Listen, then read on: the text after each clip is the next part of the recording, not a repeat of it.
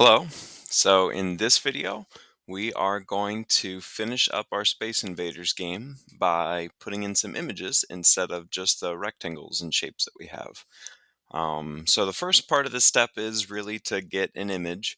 So I do have on our Schoology page for this class some images you can use. Only those of you who actually have access to that page will be able to download these exactly.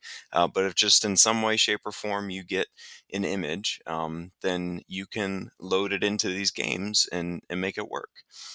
We've been able to use the Bean sprite so far, but we can load in our own too. So that's when you work with images, then we are going to use the sprite component rather than the rectangle component or something like that. So that's what we're trying to do is that on Alien and Laser and all these other kind of things that we could use the sprite component and come up with our own thing. So let's first get an image loaded in. So I'm going to do this for Alien. That way I can replace the rectangle. So I'll find the alien picture here and then download it, but any image you get off of Google Images or whatever will work. You want to try to have it with a transparent background though. All right, so that image is downloaded now. Um, and so it looks like this is the exact name of mine, but that's because I have another one, so I'll show you the name yours probably will look like. So how do you get it into this environment? I mean, it's a file. It does need to be put in here somehow. So you open up your list of files that are in the project. We've been working in sketch.js this whole time. Just a JavaScript file. But there is an HTML file and there's a CSS file, and those do their certain jobs. That's not really what this exactly is about. But in the sketch files little menu here, you can do that drop down to say upload file. So that lets you upload a file. You could just drag and drop it. I chose to click here because I have a file that's called alien.png, um, which is probably what yours looked like when you downloaded it. So you do that, and yep, it looks to me like everything's uploaded. The interface here is a little interesting, but it looks to me like it's good. Do a little check mark, and you can see that now that's one of my files in here. You can't really preview it.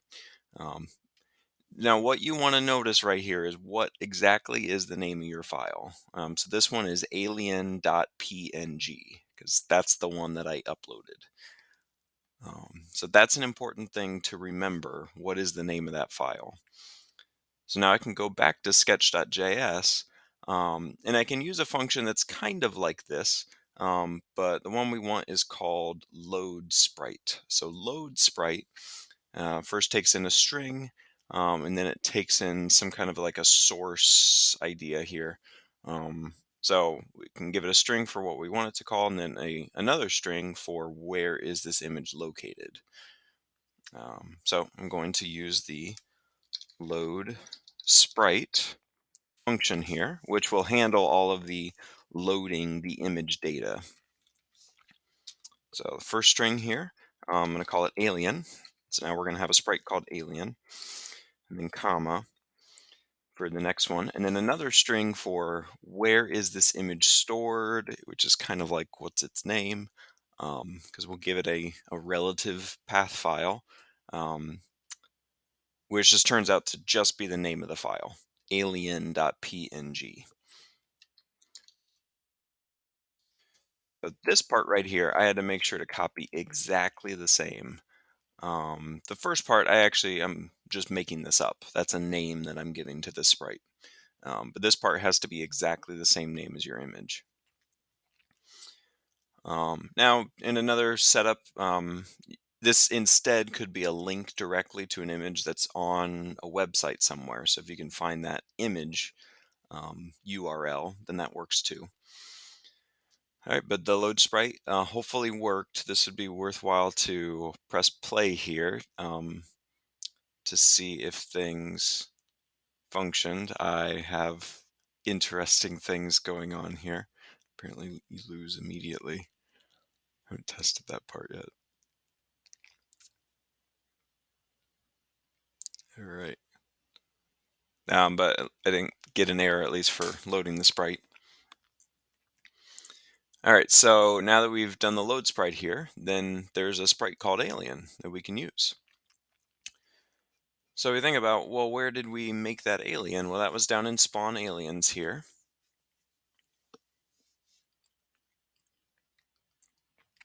So instead of when we add this object with the tag of alien, instead of it being a rectangle, then we would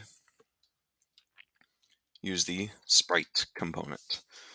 And which sprite are we going to use? Alien.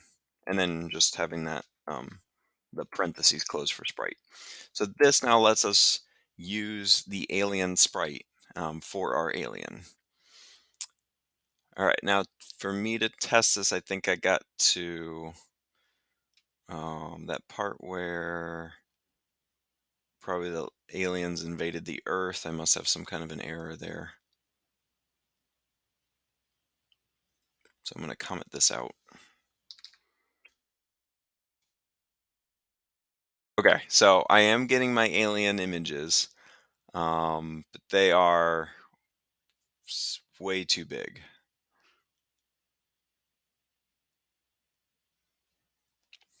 All right, so this is where you might need to do some settings. So in that sprite function, you could just give it the name. That might work out just fine. Or you could give it the name as the first parameter, a string. And then the second parameter can be an options object. So you just go ahead and put it between these curly braces and you can say all kinds of things. Because what we're going to want to say is like width and height. We're going to want to specify that. All right, so go into that sprite component there, comma, and then curly braces.